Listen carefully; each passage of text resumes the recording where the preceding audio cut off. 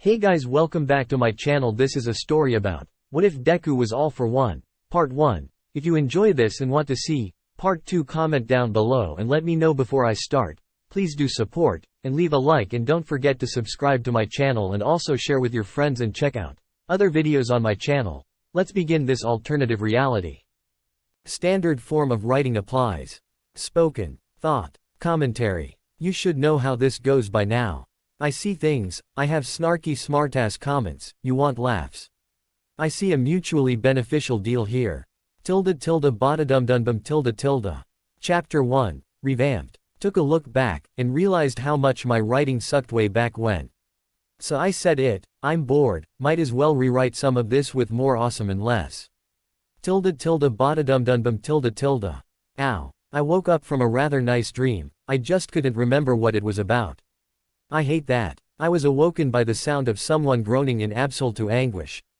It took several long, painful moments to realize it was coming from me. With no small amount of effort, I opened my eyes, pulling myself up into a sitting position. All around me, I could see was a blur of color. As I rubbed the sleep from my eyes, something became apparent. My hands weren't my hands. I blinked. Once, twice. Then looked at the digits in question, turning them over. They were far too small to be mine. What the? I immediately looked around, and realized I was not in my bed, nor even in my own room. Seeing this, I jumped out of the warm bed, dashing over to the closest window. It was dark outside, but there was just enough light for there to be a clear reflection. What I saw disturbed me. Dark eyes, dark hair, vaguely emo expression, hair-like a duck's. The face was boyish, young and handsome, with pale white skin that contrasted the ebony hair and irises. I blinked, looking at my reflection. What the? I muttered to myself, voice rather high-pitched and whiny. Now normally, I am tall, muscular, and ruggedly handsome, with a prickly buzzcut. I am also 17, not friggin' 12. What the helling? Then I noticed something. The face I saw in the window, it was familiar. It looked like, quit stalling. There's no dramatic effect from pauses in writing. Like Sasuke Uchiha. From Naruto. Either I'm dreaming, or there's some seriously up going on. As I pinched myself in the side, no, I realized, I was not dreaming. Oh, this is just lovely. The irate growl that escaped my lips was more akin to a purr than a growl, which further annoyed me. After sitting back down on the edge of the bed, my mind began churning, intricate webs of suspicions and intrigue spinning. But I kept drawing a blank as to how or why I was here. With a heavy sigh, I mumbled to myself, hamster must have fell off the wheel. This is getting me nowhere. I need more information. Well, what do I do? Stay here? Nah, too boring, nothing to be done or gained. Head out. Why not? If this is some kind of dream or hallucination, I might as well have fun. Before I set about looking around the room, I tried to recall the last few conscious memories I had. Nothing. I fell asleep, and bam. Here I was. But there was something odd, rattling around in my brain box. I distinctly remember going to the academy yesterday, and meeting Kakashi Hatake. The guy smelled like a wet dog, mixed with some kind of faintly feminine perfume. Seriously, weird. I remember learning to fight, to kill, to use chakra. I felt oddly strong, and yet, those memories felt uncomfortable, as if they were not mine. Which is absolutely right, they're Sasuke's. Now mine. Putting all that aside, I decided to wing it for one day. I'd worry more about what I'll do after I see the world through these eyes. Bada-dum-dum-bum. After poking around the room, I found a drawer filled with clothes, and another loaded with weapons and gear. Equipment a ninja would use. Steel wire, kunai, shuriken, caltrops, scrolls, exploding tags, soldier. Pills, mesh armor, rations bars, grappling hooks, rope, climbing spikes, and a myriad of other assorted items. Figuring I'd go with my own style, I pulled a pair of cargo pants and the Uchiha's trademark short-sleeve, high-collar shirt. Before that, of course, I put on the mesh underarmor. It was surprisingly heavy, but very comfortable. After swapping outfits, I threw on a pair of armored gloves, strapped on a pair of sandals. I was so going to see about a decent pair of boots later on. I decided on equipment. I strapped 2 pouches to the back of my belt, each filled with a variety of gear. One in particular I added several ration bars. I had a feeling this was particularly early in the series. Earlier, when looking around, I couldn't find a picture of Team 7, of Kakashi, Naruto, Sakura, and Sasuke. There was also a note on the nightstand, the handwriting looking vaguely familiar. Get up early. No breakfast. Training Field 3. This kinda tipped me off. So this is what, episode 2. Or 3. 4, actually, either way. Today's supposed to be the day of the bell test, huh? Looking over at the clock, it was only 5:40, I had time. When I was about to leave the bedroom, I noticed something. A blue object resting on the drawer next to the door. A Hittite Leaf Village headband and forehead protector. Picking it up, I unfolded it, before making a bandana and tying it around my forehead, matting down and hiding the duck butt hairstyle. Now that I was looking and feeling a bit more like myself, I left the room and went searching for the kitchen. It was a good-sized house, not an apartment. I figured it must have been inside the Uchiha compound, judging from the clan symbols on every other wall. Think it's supposed to be a fan or a paper lantern. Looks more like a fishing lure to me, but then again, I'm American, not Japanese. An odd thought struck me. That note was written in English. I'm thinking in English. Oh, I hope this place speaks English, too. I can't remember Japanese for. Knee-deep in thought, I found the kitchen and went about looking for, finding, and fixing a cup of ramen. Once that was done and down my neck, I made for the door and found myself outside, in the village of Konoha. ******. I'll save you the boring and tedious time I had searching for the training fields, but it took me roughly 20 minutes. After I arrived, walking along a forest path for a good 10 minutes, I saw something strange, but familiar. A blond boy in an orange tracksuit, sitting on the ground, leaning against a large wooden post. There was a girl in a vaguely Chinese-looking red dress with garish pink hair next to him. Oh, they really do have anime hair. What the gives you pink hair? Did her old man get his stuck in a cotton candy machine? Silently chuckling to myself, I noted their names, mentally applying them to the somewhat familiar faces. Naruto and Sakura, respectively. They looked different from the anime, though only slightly, being that they had far more detail to their expressions. Wonder what today will bring, besides a pain in my. Dunno if I should strive to stick to what I remember of the script, or if I should with it. I'm obviously not Sasuke. I don't have that quiet, brooding, emo attitude, and I doubt I can fake it very well or for very long. Well, whatever. Yo, I called, finally getting within earshot.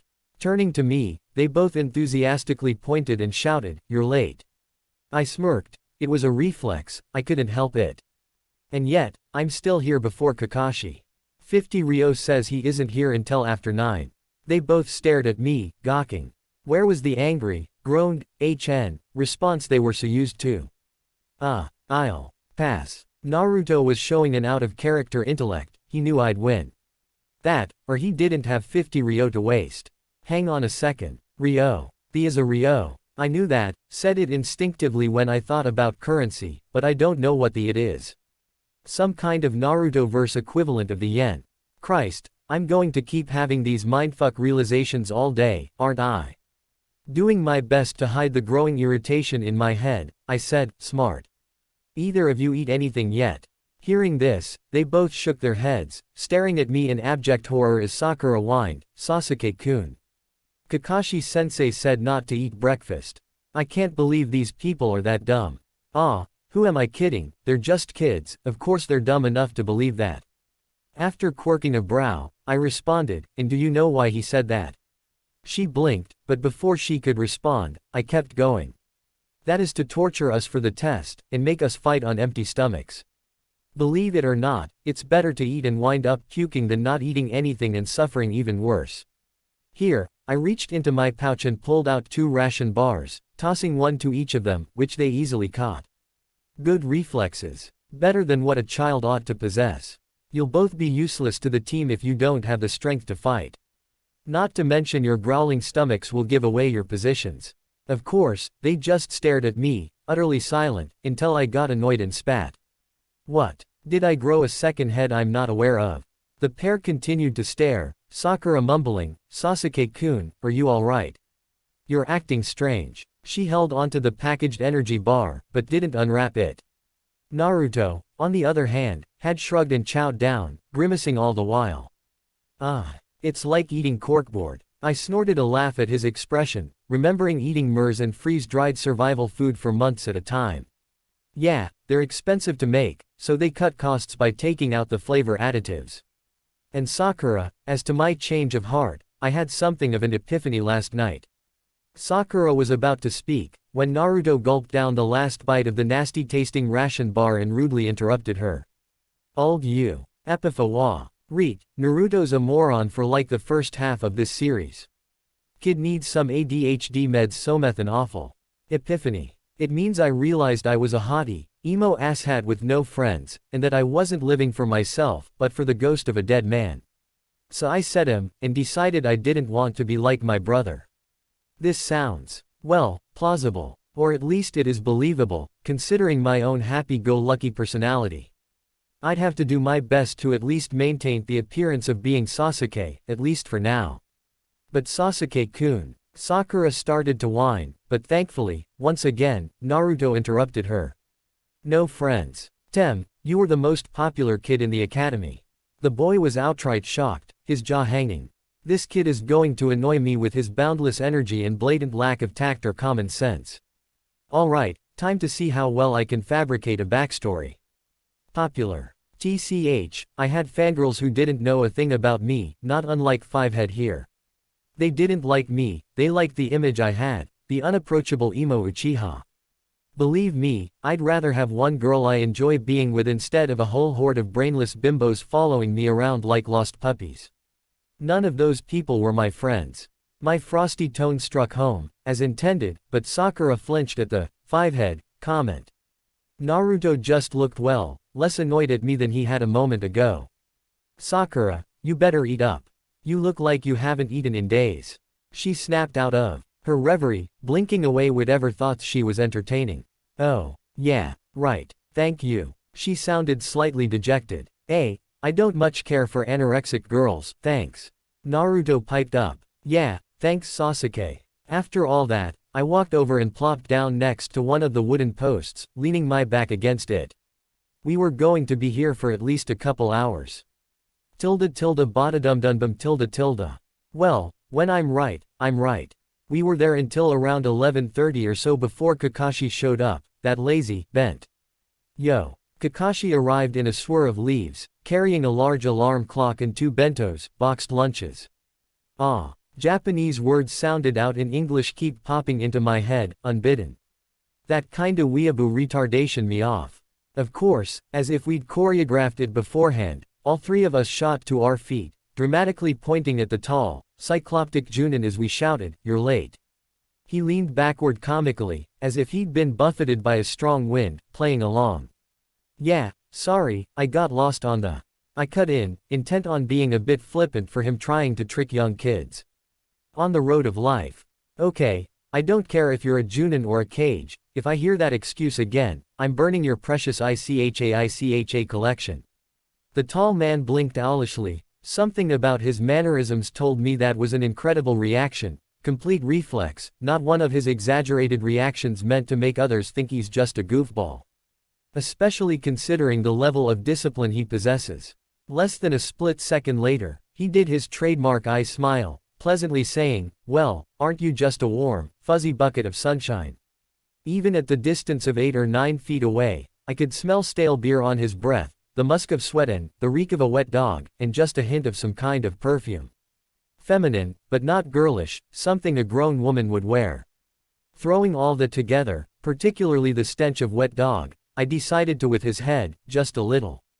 Yeah, and right now I'm in a good mood. Just wait until I'm off. What were you doing, anyway? Sleeping in, boning Sume Inuzuka, or were you just standing in front of the memorial stone again? Kakashi blinked, hard, a rare look of actual shock in his eye and under his masks. What the? How did he know that? What's with this kid? A moment later, having regained his composure, he said. Have you been following me? Are you sure you're an Uchiha and not a Hyuga? I shrugged at his offhand pun. Hey, I'm arrogant, but I'm not that stuck up. Hinata excluded from that stereotype, of course. She's just a bit of a stalker, but hey, any hobby but killin' cats, am I right? And no, I'm just very good at reading you. The Junin blinked owlishly once more, his mind obviously hard at work, before getting back on topic. Moving on. Your test is to acquire these bells. He withdrew the objects from his pocket to hold them up, showing them off theatrically. To pass, you must get a bell within the hour. The one who doesn't, will get sent back to the academy. They will also be tied to one of those posts, and forced to watch while the rest of us eat lunch. For a moment, I considered telling him we just ate to see his reaction, since it would be hilarious, but since Naruto and Sakura objected to the man's plan, I didn't bother. Not that they decided to mention chowing down just before he arrived, either. I idly wondered if he'd been here a while, watching us, and already knew about it. But I brushed off the thought. It was irrelevant. After the little argument between Kakashi and the two dorks, the Junin continued. Now, remember, you're a team from this moment onward. Are there any questions? I raised my hand. Yeah, why are you giving us such a contradictory test? What do you mean? His voice was neutral, so I had no clue if he was surprised. Probably not. Ain't much that'd shock that man, particularly after I screwed with his head.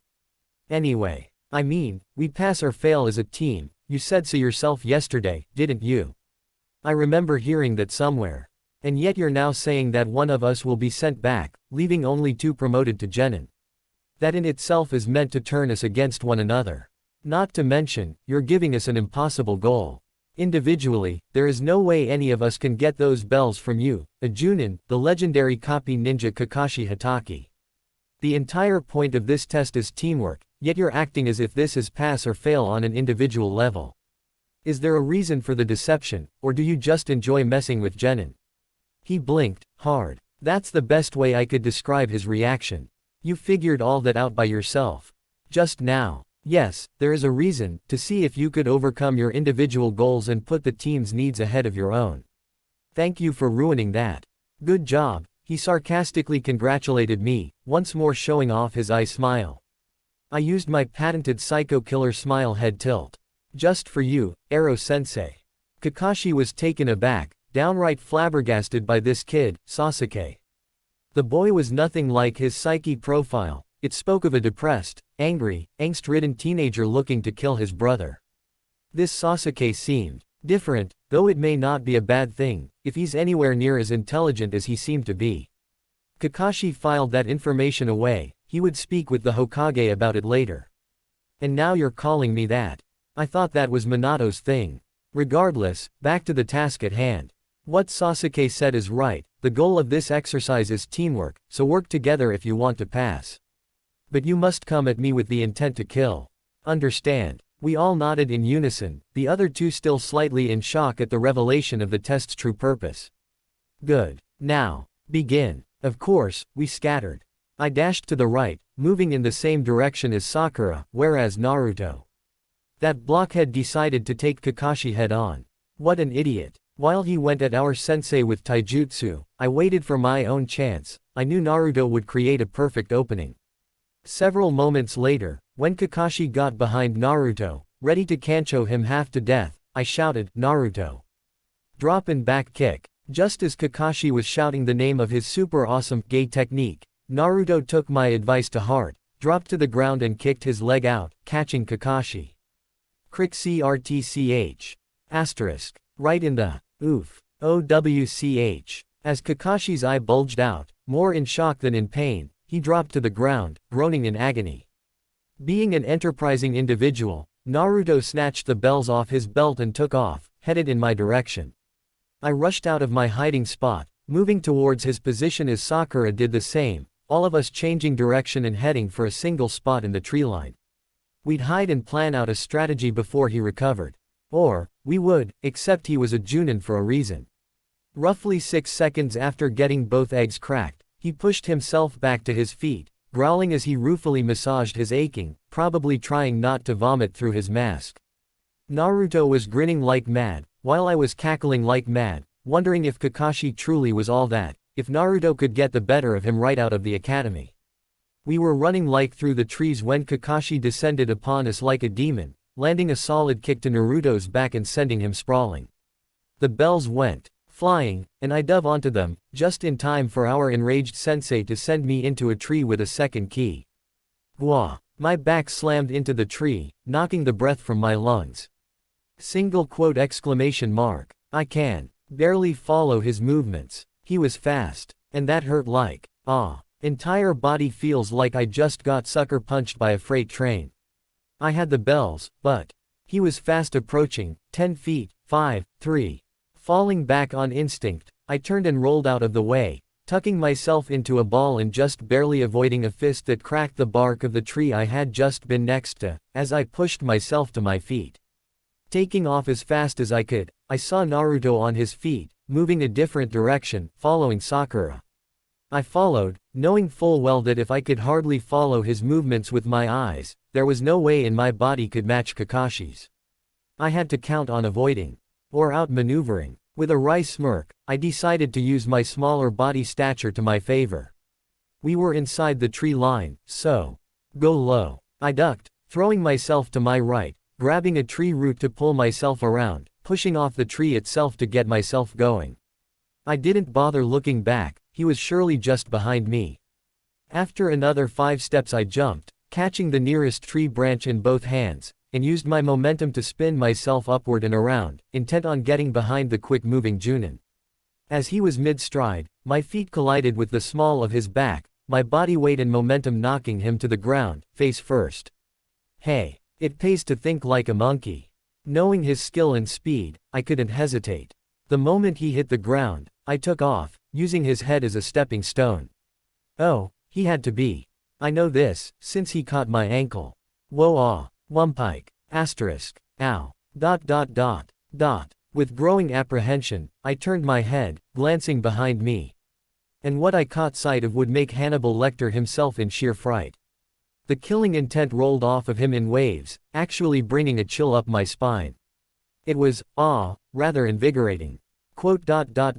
I take it you want these back. I dangled the bells from my fingers, cheekily taunting him. As he reached for them I snatched them backward, clenching my hand around them, a cocky grin on my face. Sensei. You said our goal was to acquire them. We got them. We passed, according to your rules. I grinned, nice and big and mocking. He decided to rain on my parade, except the rain was. I never said the test was over, now did I? You have to hold on to them for the entire hour. Now hand them over, or things are going to get rough.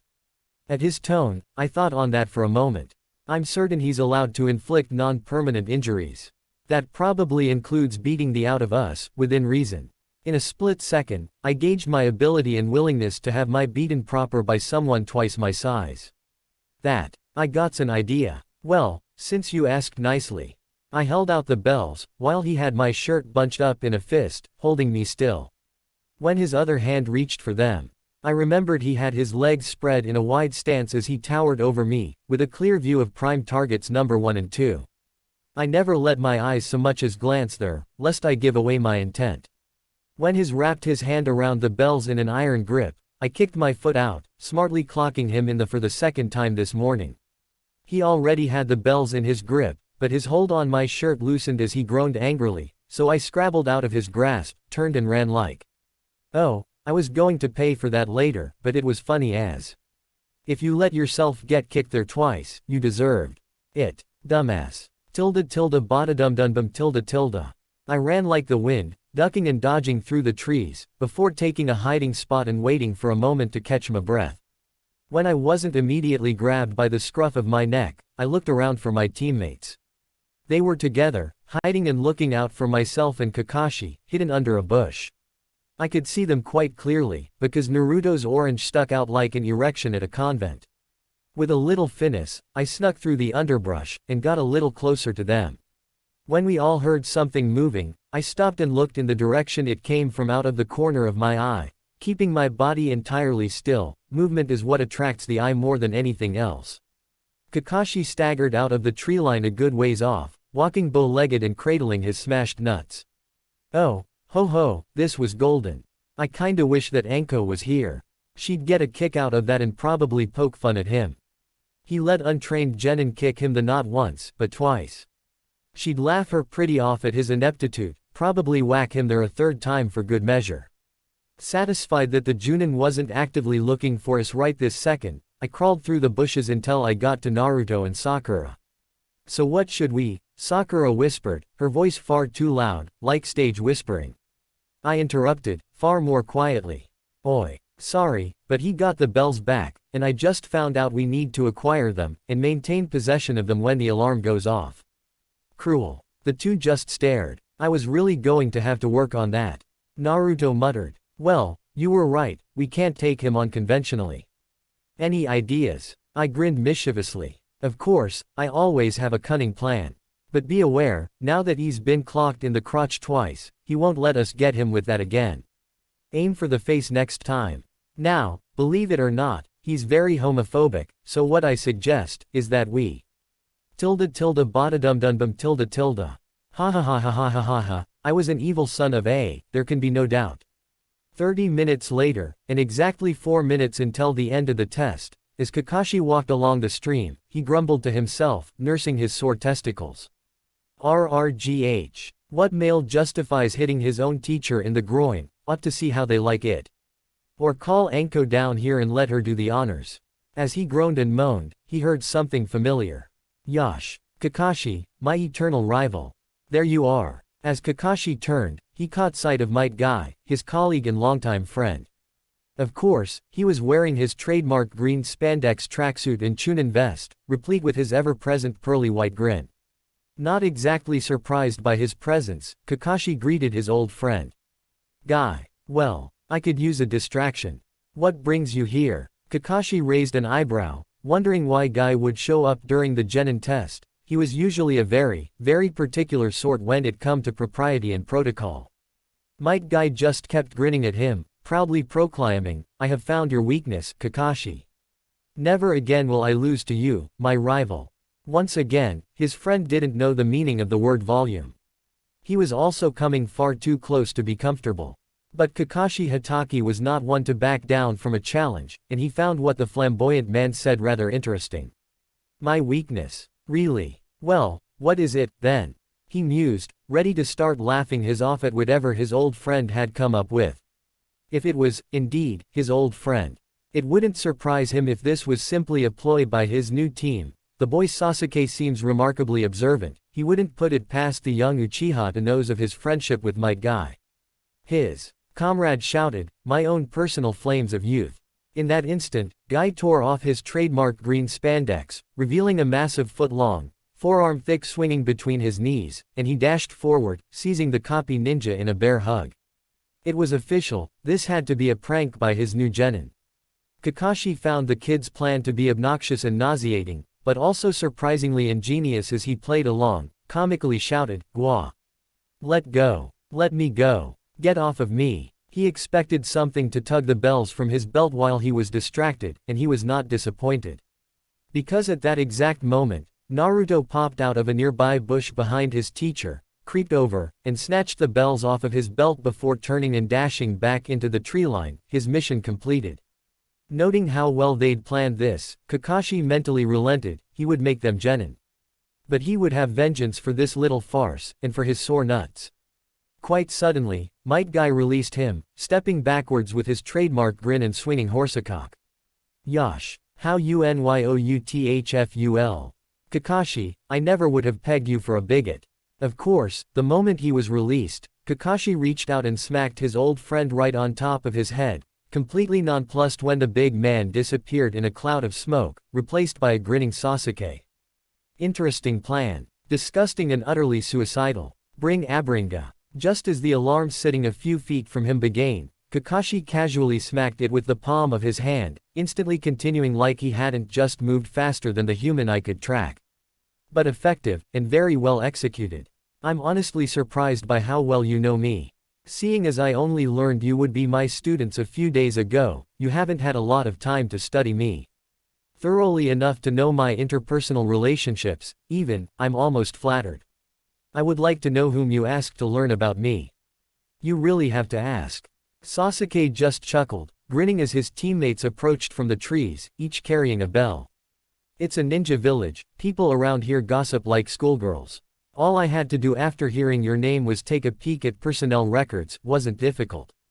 Your file looked like someone dumped an inkwell on a blank page and glued a picture of you in the corner, mask and all.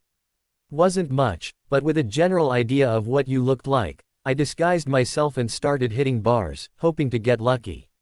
The copy ninja blinked owlishly. This kid was dedicated, he'd give him that much. But Kakashi hadn't been to a bar since last week. This made Kakashi suspicious. Ah, followed me to the bar, did you? Surprisingly, the kid shook his head. Nope, never saw you, just overheard some conversations between other Junin about you. Probably a good thing you weren't there, you're perceptive enough to recognize me as the only one not drinking amongst a group of drunken shinobi. Very interesting, Kakashi thought, half believing the kid's story. This kid is going too far as a ninja. Kakashi considered failing them, just for giggles. But they did quite well, better than any other group he has trained. This Sasuke in particular showed extreme intellect, insight, combat ability, and strategic planning. Not to mention, he was willing to bend the rules for the benefit of the team, as the Junin had witnessed before the test had even begun. He has great potential, but his flippant attitude and problems with authority might cause problems. The second, Naruto, showed great combat ability, but a slight lack of intellect and planning. Still, he was fearless, and he did well working with others. Kakashi would need to see more of his capabilities to know what to expect from him. The third he hadn't seen much of. From what he had heard, Sakura is a very intelligent girl with a nasty, violent temper, but also lovesick over Sasuke. To boot, Naruto has a crush on her. Could cause issues with team dynamics. As the copy ninja went over these things in his mind, he considered what he should do. All three of his students looked at him with hope in their eyes. He considered failing them just to see the looks on their faces, but he wasn't that cruel. He wasn't Ibiki, after all. Pass. Ha ha. Yesa. Datbeo. Naruto jumped, pumping his fist. Shanaru. She did the same fist pump, looking decidedly unladylike. Hey. So what's our first order of business, teach? Are you gonna treat your new students to a meal? You know, to encourage us to bond with one another. Sasuke leaned back against one of the posts, looking slightly smug, but not overconfident. It fit him, somehow. Like he was a man at the top of his game, and he knew it. Kakashi confirmed his earlier analysis, the other two he could handle, but the Uchiha Sasuke would be trouble. You're just trying to get a free meal, aren't you? Well, I suppose I must. Naruto piped up, still grinning from ear to ear. Awesome. I know the perfect place. Sasuke shot Kakashi a sideways look. I'll bet you 1,000,000 ryo that it's a ramen stand. The Junin raised an eyebrow, somewhat amused. Sorry, but I'm not that gullible. Unable to control himself, the arrogant Uchiha smirked, snarking, and who is the one with smashed testicles here? Kakashi's hand twitched, itching to grab the boy by his throat and throttle him until he puked or passed out, whichever came first. Yup, Sasuke will definitely be trouble. My standard form of writing applies. Spoken. Thought. Commentary. You should know how this goes by now. We see things, I have snarky smartass comments, you want laughs. I see a mutually beneficial deal here. Badadumdumbum tilde.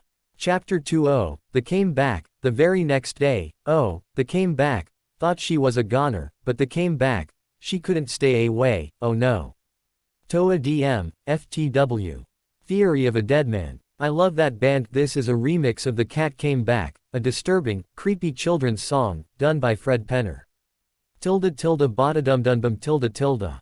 After my extremely provocative taunt, we left the training field and made our way to Ichiraku's, at Naruto's behest. Kakashi was still smoldering at my comment, so I made sure to stay out of arm's reach, otherwise he just might do his best Homer impression, with moi involuntarily starring as Bart. I don't own The Simpsons. Well, while we sat and chowed down, making small talk, my pervert senses started tingling. It feels like someone tickling my happy sack with an ice cube. You cannot ignore it. Trying to look nonchalant while my back shot ramrod straight and my whole body shuddered, I looked right, then left, and caught sight of what tripped my radar. There, into the distance, was the visage of Team 8, with their red-eyed sensei trailing behind her students, one of which was very enthusiastic, whilst the other two were far more reserved. Thinking quickly, I leaned backward, waving. Oi, over here, guys. Plastering my innocent enthusiastic grin to my face, I called them over, guessing that they themselves had just finished their own genin test. Well, judging by how the 3 genin looked a bit rough, covered in grass stains with leaves in their hair, I was fairly confident in my guess. Out of the corner of my eye, I noticed Kakashi was staring at me, as were my 2 teammates. I said nothing, just kept my grin in place. I was sitting next to Naruto, and there were only 6 seats. Mawahahahahahaha. There were 2 empty places too. My left, Kakashi was directly to Naruto's right, whereas Sakura was on Kakashi's right, next to the right side wall. Kiba immediately started approaching, his face scrunched up in puzzlement. Kurenai likely went with it since she figured a ramen stand would be cheaper than an actual restaurant. Anywho, when they got closer, and they saw exactly who had been waving, needless to say, Kiba was shocked. Hinata was blushing and staring at her feet, while Shino was unperturbed. I think Kurenai was curious as to my sudden heel-face turn, but she said nothing. Sasuke. Is that you? I grinned, using my Sasuke's good looks to my advantage. The one and only. You guys just finished the genin test. This got enthusiastic, proud nods from all 3, but Hinata went right back to staring holes in her sandals. Yeah, but what's with you? You seem, different. He sniffed at me, which would have been weird if it was anyone else. I just shrugged lightly at his comment. Kiba had come over, taking a seat next to me. Shino had followed suit, but Hinata hesitated. Time to set the hook. Nah, I just pulled my head out of my. I made sure to then notice Hinata, standing there looking uncomfortable. Oh, sorry, Hinata. Have my seat, I can stand. I grabbed my half-empty bowl, standing up and stepping back, keeping my innocent grin in place. Of course, Kurenai immediately noticed that it was far too innocent, and stared at me a little more intently. Oh, why you don't have to. I waved her off with the words, nah, go ahead. I need to stretch my legs anyway. Kakashi-sensei didn't give us much a workout. I swear to, I could feel the vein pop in his temple. However, Kakashi noticed my intent, I think. Anyway, he stood up, pulling his mask back into place, stepping away from his seat, motioning to Kurenai to replace him. Kurenai, how'd your team do? He distracted her, long enough for me to quietly move away, standing next to Sakura, who looked at me as I ate. Sasuke-kun, what are you doing? She was quiet, of course. The Junin heard, but didn't react, instead focusing on their own conversation. I simply grinned. Watch. Tilde. Hinata shakily came over, taking the seat I had vacated, her face a dark shade of pink. Hi, Hinata-chan. So you guys passed the genin test. Naruto greeted her, his constant happy-go-lucky grin firmly in place. Both of Hinata's teammates watched out of the corners of their eyes, wondering what would happen. I could tell, Kiba was preparing to crack up laughing. Hello and Naruto-kun. Why yes, we did. Her stutter was nearly as blatant as the blush on her face, but I knew the best was yet to come. That's good to hear. Congratulations, Hinata. I look forward to working with you. Of course, his over-enthusiastic nature got the better of him. Well, it got the better of Hinata. Her face resembled a tomato, before her eyes snapped shut, and she started to cascade backwards, about to collapse onto the ground. Of course, Naruto's good Sumeraden nature didn't let him sit back and watch. He dived over, catching her before she fell off her seat in a dead faint. Kiba busted out laughing the moment he saw she wasn't about to get hurt. Shino didn't react. Weird. Oh, haha. So there Naruto was, overbalanced, barely holding onto Hinata while he was nearly falling off his own seat. It was fairly funny to see, really. Sakura giggled, as Kurenai looked practically homicidal. Kakashi merely watched with disinterest, wondering what would happen next. A little help here. Please. I dunno how long I can stay like this. I could see his rump starting to slide towards the edge of his seat, chuckling as I caught sight of the climax. Hinata's eyes started to flutter, before finally opening, those lavender orbs slowly focusing on the blonde boy supporting her. And when she finally realized she was nose to nose with Naruto and in his arms, of course, she fangirled out on him. Iya. Thumpike clunk wump. Asterisk. Kiba and myself both busted out laughing, as both blushing tweens landed in a heap on the ground, Chuki himself laughing along with us, while Sakura and Ayame giggled at today's events. Kakashi chuckled as he restrained Kurenai from coming over and murdering Naruto, who was currently on the ground. One of his feet caught on his stool with Hinata on top of him, her smooshed against his face. Oh, dear Kami, this was glorious. Her face was 2 shades more red than a fire truck as she passed out on top of Naruto. He was comically floundering about, flailing his arms around trying to get Hinata off of him. MMNPH. MMMPH. MMNMMPH. MNUMMPHM. Translation: Gua, help. Can't breath. Help me. I'm suffocating. Kiba fell out of his chair, laughing his off, and Shino actually chuckled. He actually chuckled. An emotion. After 10 seconds of this, Naruto's flailing slowed down, and I figured it was about time to save him before he actually died via mammary suffocation. I gripped the passed-out Hyuga clan heir's shoulders and lifted her off of Naruto, as he heaved in fresh air. Hua. Ga. What the? I was nearly suffocated by and that was when he realized just what was cutting off his airflow.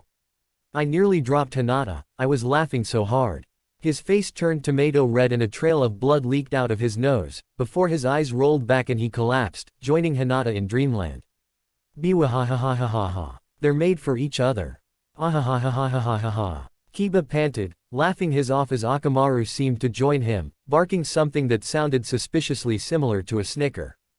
Kurenai finally stomped over, as Kakashi was too busy laughing to stop her, and she picked up Hinata, about to start stomping on Naruto when I stepped in her way, wiping the tears from my eyes. "Aw, leave, I am alone. Ain't his fault he's irresistible to shy stalker girls." "Ooh," Kurenai practically growled, but Kakashi stepped in, wiping a tear from his eye. "I'll deal with him, Kurenai. You might want to get her looked at." Frankly, I was amazed that he could keep an even tone. Of course, Kurenai stomped off while her other 2 students followed, their meals mostly forgotten. Shino finished his, but Kiba only got a few bites. Kurenai hardly touched her own, and of course, Hinata didn't even get to order her food. Hey, the moment those 4 were out of earshot, Kakashi, Sakura and I all busted out laughing again. Badadumdumbum . It took a few moments, but we all eventually calmed down enough to check and make sure that Naruto was still breathing. He was. So, I whipped out some red ink and got to work. 5 minutes later, he woke up, looking groggy. Huh, wah. He looked around, then up at us. Heya, Naruto. Looks like you're finally awake. By the way, Kurenai cut off your, said she'd give it back after you married Hinata. I kept my face completely, utterly, and believably serious. I could tell Kakashi was trying not to smirk, but Sakura looked away, knowing her face would give away my prank. Naruto's face turned into a mask of pure horror as he slowly looked down, and saw the massive red stain on the groin of his trousers. Okay, going deaf was totally worth it to see the look on his face. What it was not worth, was seeing him immediately shove a hand down his pants, frantically groping for his genitals. Well, when he found it, he sighed a breath of relief before glaring at me. I was cracking up, laughing my off as he fondled himself in public. Yeah, pretty funny. Kakashi chuckled along with me, and Sakura giggled as she shouted at him to stop playing with himself. After he removed his hand from his trousers and stood up grumbling, I said, don't take it personally, you got a nosebleed and that's where it landed. I just used it for a laugh. By the way, Hinata's got a major crush on you, mate. He did a double take, before grabbing his neck as if he had mood whiplash. Whoa, ow, wait, what? She has a crush on me. Yeah, right, he scoffed, myself and Sakura staring at him as if he was an idiot. I wonder why. Duh. Yeah, she does. Sakura nodded, staring at him. Maybe this was her chance to finally get him to stop asking her out. No way. She'd have said something if she did. Kakashi, being above such petty drama, stayed out of our conversation as he happily read his. I raised an eyebrow. Dude, she is in love with you. She follows you around in her off time, stalking you. She's insanely shy, and that's why she faints around you. She blushes just from being within 10 feet of you, man. He rolled his eyes. Nice try. She's probably just got a fever or something. Oh, I considering Gibbs lapping the blockhead, as he deserved it. Then again, considering I just told him Kurenai chopped his off, I suppose he has a right to be doubtful of me. Squick. Hehehe. Anywho, Kakashi dismissed us, saying he wanted us to report to the same training field tomorrow at 8 o'clock sharp, for our first day of missions. Sensei, if you're late, I swear to Kami and Jashin I'll burn every one of those books. Then I'll hunt down Jiraiya and make him stop writing them. Kakashi blinked, staring at me. But he had to ask. And just how in the would you do that? He's a Sannin, one of the most powerful ninjas in the world. I grinned my most wicked, macabre grin. The kind that would creep out Ibiki. I swear, the Junin shuddered. There is only one thing he fears more than responsibility, Tsunade. And I know how to enrage her to the point of strangling the Sannin with his own intestines. My entire team stared at me, thoroughly creeped out. The worst part. That is entirely true, and plausible. I morphed my evil Stepford smirk back into my happy-go-lucky grin, tilting my head in a you can trust me kinda way. So don't be late, sensei, otherwise the Kyuubi attack will only be the second worst thing you bear witness to. Oh, all three of them were creeped out. So, instead of sticking around, I turned and left, walking away while they were still in shock. It makes for one of an impression, to say the least. So as I stalked off, whistling a cheery tune, I wondered what I should do. Plans, plans, plans. Plots, schemes, cons. Well, I still need to get used to this body, so there's that. I should also try to get a head start on chakra control, since Scarecrow will be teaching that way too late for it to be of any use in the Chunin exams. Think I'll go back to the training field and start on tree walking, practice my own hand-to-hand and see if this kid's physique is up to par for it. After that, maybe I'll practice some of the jutsu Sasuke learned before I wound up in his place. Speaking of which, I wonder where he is. In my own body. _bada_dum-dum-tilde. At this point in time. A different place, a different life, a different destiny, in a galaxy far, far away. Sasuke sneezed, still unused to this body. It was too big, too clumsy, and nowhere near as flexible as he used to be. He felt so strong, yet so weak, he couldn't even call upon his chakra. But at this very moment, he didn't care. He wouldn't even want to kill his brother if he were in the same room. Because at this very moment, he was getting a ... Oh, yeah, there is no man alive who, while getting oral for the very first time, can think of anything other than the sensation engulfing his. He didn't even know the girl's name, he just woke up, feeling like he was on cloud 9. When he looked towards the source of the ecstasy he was in, he was shocked to find a beautiful woman he'd never before seen, sucking his. He didn't even recognize himself, his entire body felt like one huge callus, covered in scars and heavy muscle. Not that something so minuscule meant anything to him, nor the girl who was so diligently swirling her tongue. Ooh. Sasuke involuntarily moaned, as a shudder ran his spine. The girl was naked and had very tan skin, large, buxom, and short jet black hair. Her body was toned, she obviously worked out and kept herself in shape. Perhaps she was a ninja. She released his member with a pop. And started stroking the shaft, licking her lips. Yeah, baby. You like that. Say my name. Scream it. If there was something Sasuke knew about women, they were very peculiar about remembering their names. He had to tread carefully with this, he didn't have but a moment to answer, so he went with something he knew would work. Hey, babe, I can't even remember my own name right now. She stopped jerking him, her eyes widening slightly, blush darkening. He up. She was gonna bite his off, he knew it. Now he was screwed. Baby, I am going to you so hard. I'm gonna make you scream. He's so cute, she thought, her fires lit. Wait for it. Really screwed. If this is a dream. I don't wanna wake up. _bada_dum-dum-tilde. Back to our originally scheduled program. Well, in the midst of my internal monologue, I hadn't been paying much attention to where I was going, and walked flat out into something. Two somethings. Two very soft, perky, yet firm somethings. In the process, I knocked whoever those somethings belonged to, or were attached to, onto the ground. I blinked, registering what had just happened. And registering the feeling of a pair of being pressed against me, even if only briefly. I looked down to the girl on the ground, who was looking up at me with an annoyed expression. "Ah, sorry. You aight." I offered my hand, taking in the girl's appearance. Tall for her age, close to my own. Maybe a year older. Dark brunette hair, slight scent of jasmine perfume, light pinkish top, very Chinese in design. Topped off with milk chocolate eyes and 2 buns on top of her head. "Tenten, I do believe." She glared up at me.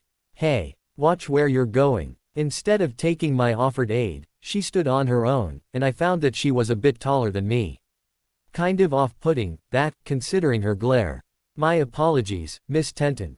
Had my head in the clouds.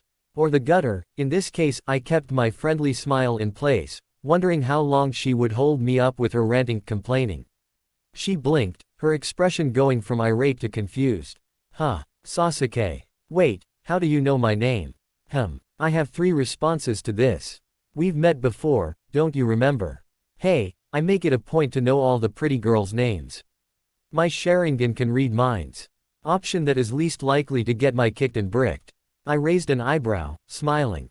Some say that the Sharingan can read minds, I don't discourage them. She folded her arms, looking decidedly unimpressed. So what am I thinking? Or better yet, what's my surname? I blinked. Well, I never said it was perfect. Now if you'll excuse me, I've tasks to complete. Good day. With a quick side step, I got around her, moving in the direction of the training field. Of course, she's the stubborn type, and followed me. Great, now I've got a Tsunere fangirl who's in denial. That's just lovely. And just what tasks is the great, all-powerful Uchiha taking on? Snarkass. Training. Now why are you following me? I just ditched a dozen rabid fangirls not half an hour ago, and I don't need another one. She scoffed, saying, training. Since when does the genius Uchiha need to train to get stronger? And who says I'm following you? I just happened to be going the same way. I was about to give up and ignore her, but I had one last shot. You didn't deny the fangirl bit. And the last thing I need is another Tsunere fangirl, so in advance, no, I'm not looking for a date, a mate, or a suck. Go away. I could practically feel her glaring at me, eyes narrowed and dangerous. Note to self, do not off women who have sharp, heavy, pointy objects on their person. Well, aren't you sexist? I rolled my eyes, even though she couldn't see it. Force of habit. I've nothing against anyone for being male or female, as I hate everyone equally.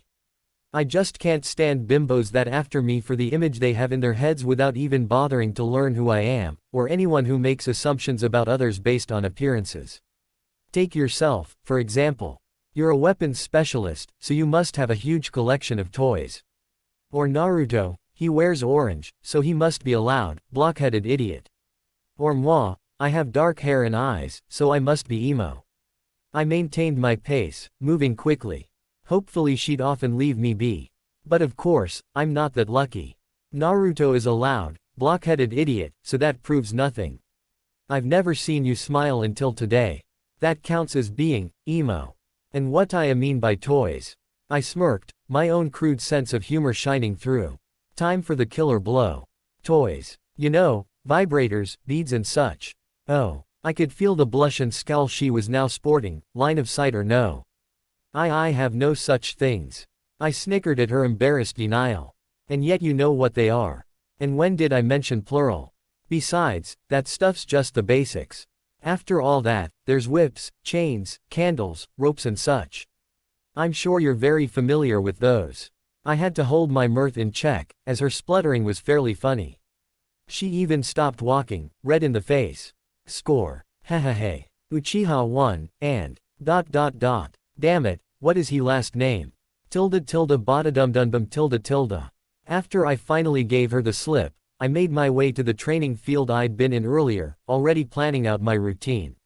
I needed to work on chakra control, so I'd start with tree walking. I tried my damnedest to think back to the training segment in the anime, about how to manipulate chakra. It's like having an extra muscle, one inside of your brain. You simply focus your mind, and then direct it throughout your body. By concentrating it in my chest and using the hand seals for a fireball jutsu, I breathe in, then blow that air outward once it feels like it's gotten hot enough. The problem is that greater amounts of chakra require more concentration, though not as much as making the chakra finer, or more dense. In other words, it is a simple matter of practice. And that, I can handle. I set in, cracking my neck and knuckles, staring down my first victim, a massive oak tree. With the utmost care, I concentrated that untrained part of my mind, focusing on the soles of my feet. I could feel it, energy, power flowing through my body. It felt amazing, invigorating, empowering, even. As if I could tear that tree from the ground itself. After a quick double check, I started walking towards it, placing my foot flat on its trunk, and walking straight up. I was walking because it took greater control, and forced me to use my strength, instead of momentum. I got 3 steps, before the bark cracked beneath my feet, and I kicked off, shifting my weight to backflip through the air, landing on my feet. Whump. Asterisk. And unceremoniously collapsing on my. Ow. Guess I still wasn't used to the balance of this body just yet. My own was slightly top-heavy, due to rigorous training and weight lifting. This one was too light, and lacked the poise I was used to. Standing back up, I dusted myself off, and started again. This time, I took 5 steps before I slipped, nearly landing on my head. These might take a while. Bada-dum-dum-bum. Well, 2 painful hours later, and I had it down. I could walk the entire way up the tree, with only slight cracking of the bark. It would do for now, but it wasn't as good as I'd like. After kicking off the tree, I landed in a handstand before flipping myself backward a few times and back onto my feet. I was still damned good as an acrobat, unfamiliar body be damned. In fact, this lighter body made parkour much easier. I stretched out my sore muscles, and thought on my next exercise. Well, I do need to work on chakra control, so I need a way to do that while multitasking. Hey, I do have an idea. Might be nothing, but it's better than twiddling my thumbs. Taking a seat on the grass, relaxing my body, I focused my mind. With some effort, I concentrated my chakra, building as much as I could, until it hurt. When this happens, the area where the chakra has gathered stings something awful, like carpal tunnel, or a pinched nerve, almost. Anywho, instead of releasing it, I tried to get it to move. To flow like water, using my chakra network as its canal, cycling it throughout my entire body. It was difficult, at first. Once it started moving, it was easy to keep it in motion. It felt strange, but wonderful. As though I was in tune with myself and my surroundings, if you wanna be poetic about it, that is. It felt slightly uncomfortable for a moment, until I tried to adjust how fast it flowed, and kept it in time with my heartbeat. That was when it felt, right. Natural, even, as if it was something that had been missing my whole life, and I had just now reacquired it. Pretty weird, but awesome. So here I sat, legs crossed, hands in my lap with eyes closed, meditating. It took a few moments, but I noticed something. There was someone else here, watching me. I could just feel it. I inhaled deeply, hoping to catch the slightest whiff of a scent, and I did. Perfume. Light, but it was there. And it was jasmine-scented. Yes, Tenten. I spoke loud enough to be heard, but didn't move. I was rewarded a second later, when I heard a muffled curse and leaves ruffling, followed by footsteps. How do you know I was there? I was aware of your presence the moment you came within 50 feet. Stay downwind of others if you don't want to get caught. Better yet, don't wear jasmine-scented perfume when you're in an area that isn't indigenous to them. Basics of concealing your presence. Pretty sure she was perplexed, judging by her voice. Are you an Inuzuka? With a snort, I responded, no, there just isn't any jasmine growing around here. Kinda tipped me off. Plus Sakura is the only other girl who would follow me this far, and she wears perfume that smells like cherry blossoms. I still wonder if she wears the stuff because she likes it, or for her name. Tenten sighed, walking closer. When she didn't go away or say something for several minutes, I asked, is there something you want, or are you just bored? Cloth rustling, she shrugged. It was this or listen to Lee and Guy shouting back and forth. Okie day, point taken. Fair enough. Care to join me, then? Okay. Just. What are you doing, anyway? Meditating. I smiled. Something like that. I'm practicing a new chakra control exercise, Kappa Squap, and I'll explain. I expected her to say no and leave, but she came over, sitting next to me. Build up as much chakra as you can, to the point of pain, but don't release it. Maintain and try to shift it. First in your hand, and get it to flow to your other arm, and from there to your legs, one at a time. It's easy to keep it moving, just don't let it stop, cause it's a pain in the to get it moving again. I looked at her from out of the corner of my eye. This girl is rather cute. She didn't say a word, but had a look of concentration on her face for a few moments. A bead of sweat formed on her cheek, but a few moments later, she relaxed, breathing again. Huh. Feels strange. I shrugged, the first movement since I'd sat down. Get the flow in time with your heartbeat and it feels perfectly natural. At my words, she turned to look at me. Who told you about this, anyway? Shaking my head, no one, I came up with it an hour ago. I'd prefer if you didn't tell Neji about it, though, not yet, anyway. The guy's head is big enough as is. She gave me a puzzled look. I can understand not wanting to share training methods, but why Neji? Granted, he's a bit stuck up, but... My expression soured. Not just stuck up, he's got a telephone pole up his. Until the day he extricates his head from his colon, I'm not helping him. Not gonna give him another reason to think he's better than others. Condescending. She blinked, hard, staring at me. You're one to talk. Have you even met him? Once. Other than that, I've seen and heard all I need to. I'd say it'll be around 8 months until he figures out that the destiny he keeps preaching about is a load of horseshit. There is no fate but what we make. True enough. Terminator 2, Sarah Connor. Which I do not own, of course. She blinked again, before responding, and how do you know that? I realized it when I thought on my reason for living. I was going to kill Itachi, and restore my clan. I had nothing else to live for. I thought long and hard on that, and realized I hadn't smiled in half a decade. That I hadn't been happy once in all that time. It took some soul searching, but I figured out that killing my brother wouldn't make me happy, and that even if I resurrected the Uchiha, I still wouldn't be happy. I would only be doing what others expected of me. I paused for breath, which she took as an opportunity to make an observation. You found that you were just a tool in the machinations of others. I smiled, nodding. Yes, that, and I was sick of being called the emo duck butt.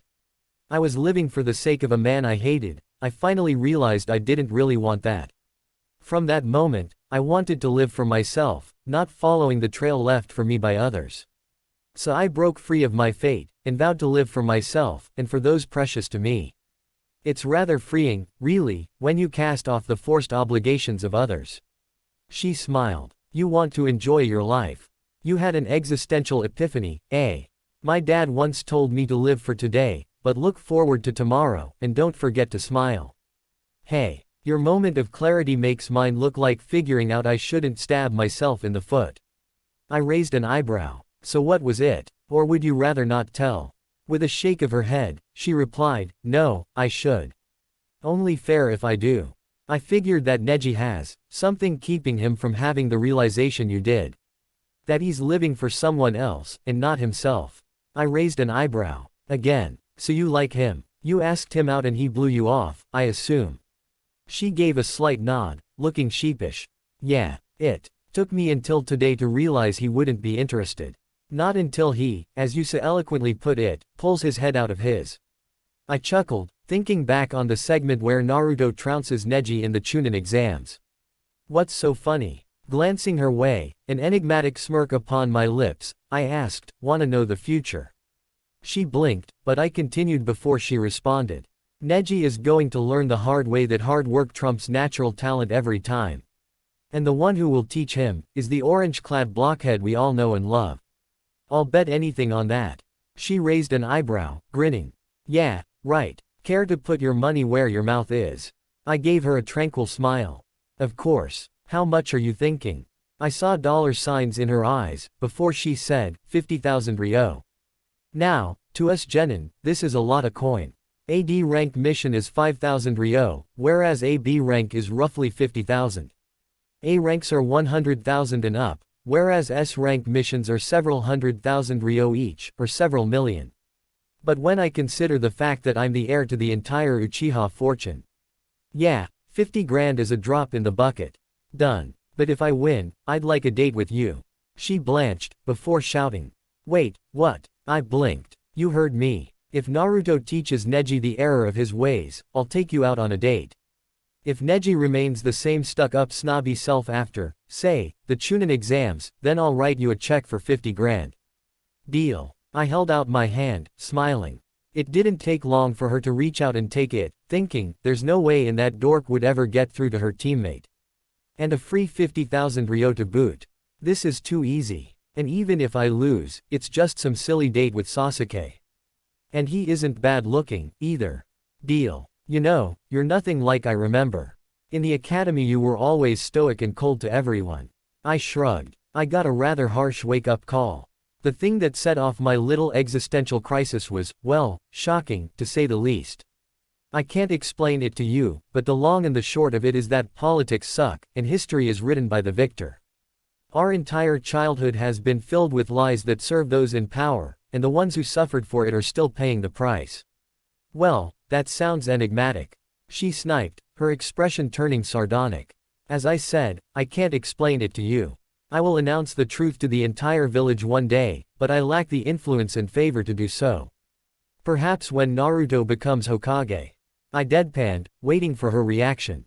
She busted out laughing. Yeah, right. That'll be the same day I marry you. I stopped and sat there for a second, before busting out laughing, tears streaming down my face. Oh, the irony. My spleen. Huh. What's so funny? As I wiped the tears from my eyes and stopped rolling around, I sat up, still chuckling. Oh, what you said is so ironic it's killing me. Tenten simply sat there, puzzled, staring at the cackling Uchiha. After, neither of them said a word, sitting in amicable silence. Badadum-dum-bum. Boosting. That awkward moment when you find two dudes hiding away in secret, doing sneaky, frowned upon things that involve insertion, forgotten 0285. I'm sorry, I just couldn't resist. I played a lot of COD in my time, and this just made my day. Badadum-dum-bum. Religion is the single most destructive creation of the human race. Money, women, religion. The three principal causes of war. Women, avarice, religion. Badadum-dum-bum. I suppose it is tempting, if the only tool you have is a hammer, to treat everything as if it were a nail. Abraham Maslow. Badadum-dum-bum. My standard form of writing applies. Spoken. Single quote dash. Thought. Commentary. You should know how this goes by now. We see things. I have snarky smartass comments. You want laughs. I see a mutually beneficial deal here. Badadum-dum. Chapter 3 Harsh Reality. Badadum-dum. After another hour or so of practicing my new exercise, I got up, stretching my stiff muscles. I offered my hand to Tenten, which she accepted this time. We said our goodbyes and went our separate ways. I left the training field, wondering what I should do for the rest of the evening. Well, I had nothing planned and I've finished all the training I needed for the day, so that leaves. Quality time with my new teammates, lovely. Badadum-dum. Well, I know where to find Naruto around this time of day. Either in his apartment or at Ichiraku's. And since we just ate there a few hours ago, his apartment complex is the most likely place of his current occupation. Shouldn't be too hard to find.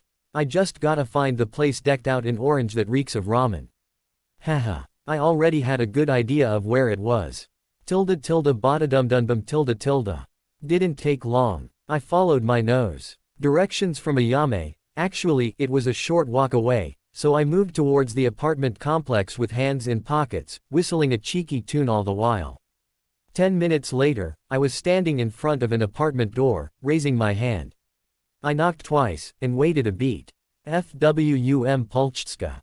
Asterisk. I heard a crash from inside, followed by muttered curses and the sound of something heavy being dragged across the floor. Okay. The door opened a crack, and Naruto poked his head out, staring at me. Yo. He continued to stare at me. Sasuke. What are you doing here? I raised an eyebrow. I figured you'd be bored sitting around by yourself, so I came over to bug ya. The look on his face was priceless. Okay. Badadum-dum. He invited me in, and I found a slightly messy, but serviceable, apartment interior. Oddly enough, it wasn't decked out entirely in orange, but I could smell ramen coming from what I assumed to be the kitchen area.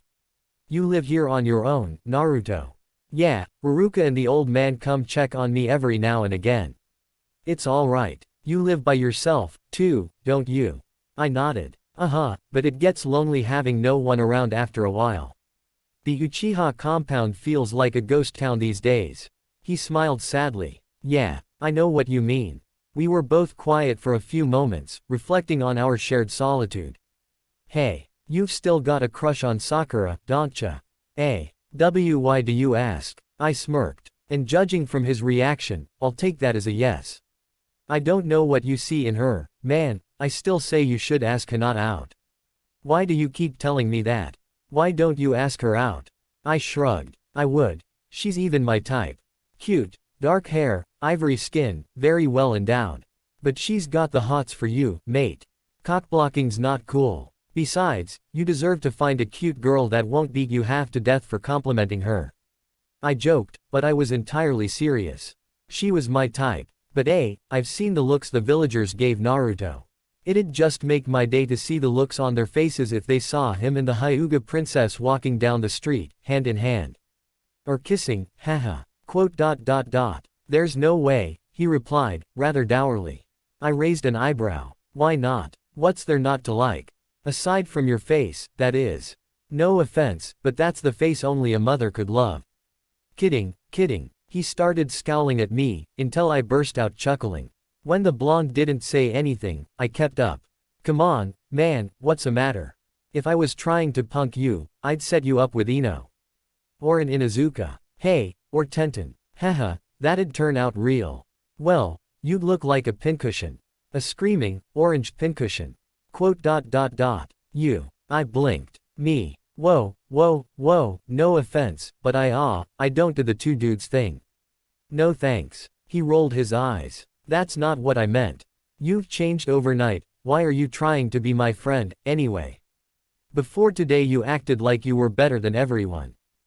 He's a hell of a lot smarter than he lets on, methinks. I realized I was a jerkass with no real friends. And I chose you, because you looked like you needed a friend. Someone to pick you up and dust you off when you fall, and someone I can rely on to get my back in a scrap.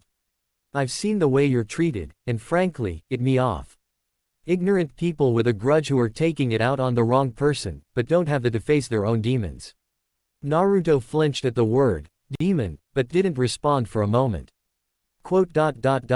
They try. I raised an eyebrow. They try. What? Don't tell me you actually believed Mizuki. Time to set the hook. His head shot up as he stared at me, jaw dropping. How do you know that? Not important. What is important, is that you need to get your head on straight. You're not a demon, you're not the Kyuubi. And don't let anyone tell you otherwise, cause they're fulla. He balked. But what he said, it's why everyone calls me a demon. It's why. My parents. Just as he started to sob.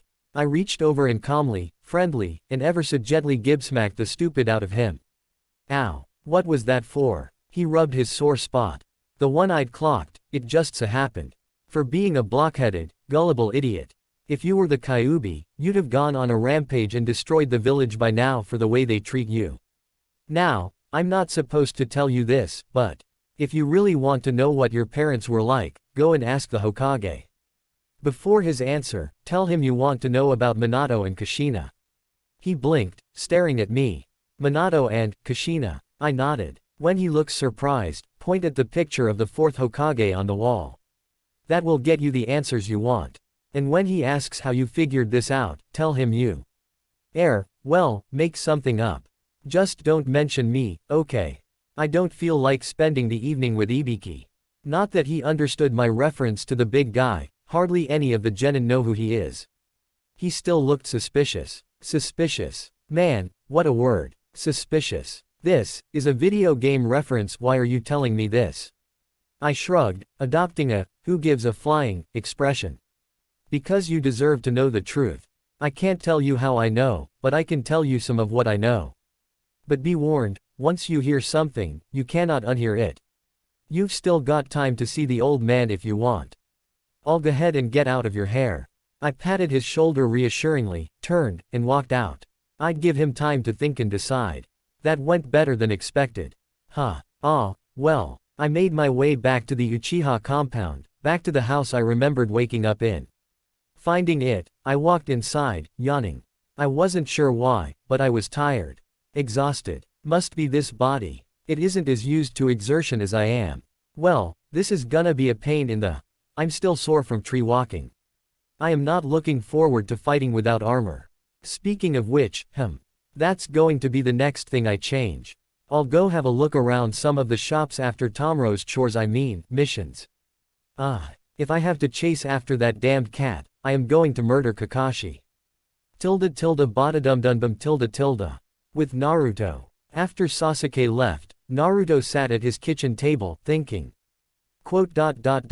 I'll do it. He stood up, turning and walking outside, heading for the Hokage Tower. He had some questions for the old man. ...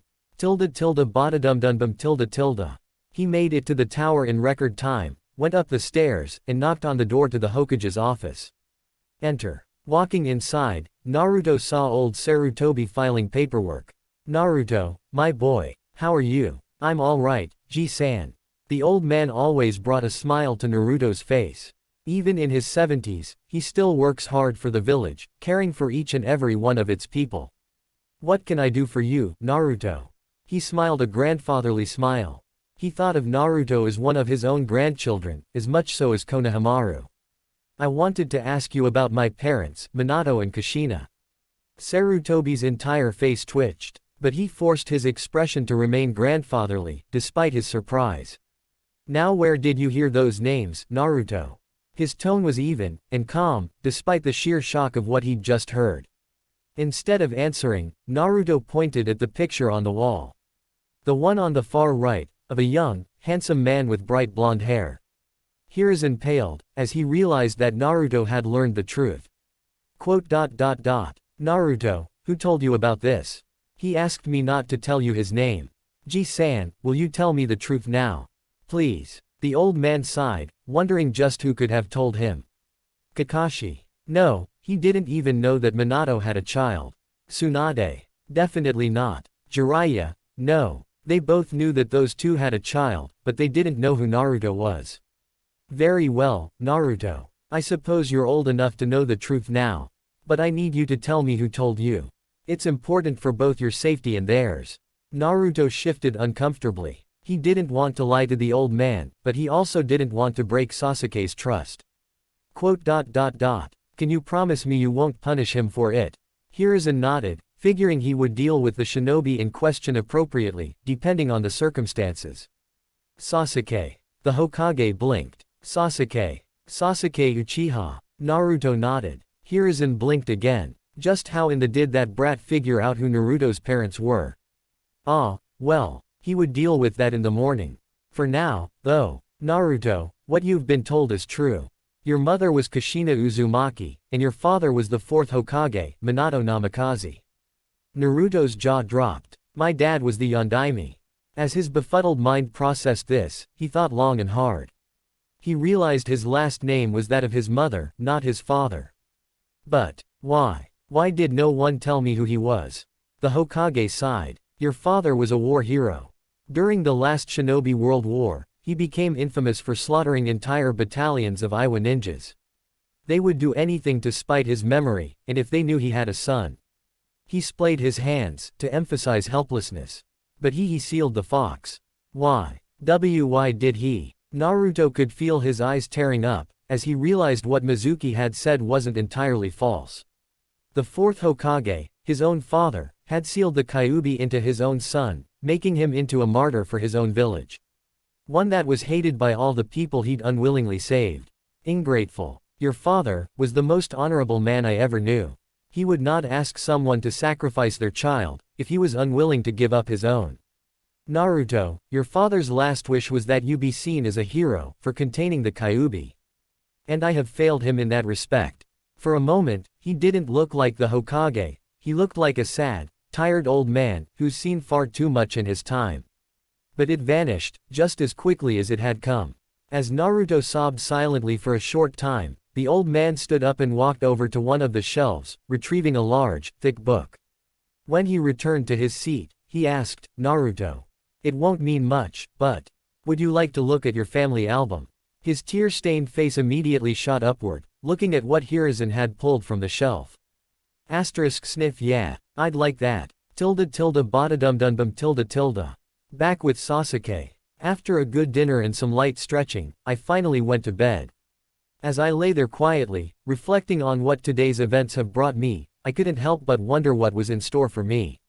A new life, one filled with excitement, thrills, intrigue, and ninjas. I mean, really, what's better than ninjas? And I'm one of them. Sweet. And yet, I thought on what I had lost. A life, some good friends, many, many casual lovers, and my own vengeance. But then again, I wasn't very likely to kill him. Wait. Who was I trying to kill? I can't remember. Wait. Wait. Stop. Go back. Rewind. Replay. Click. Who am I? Who am I? Who am I?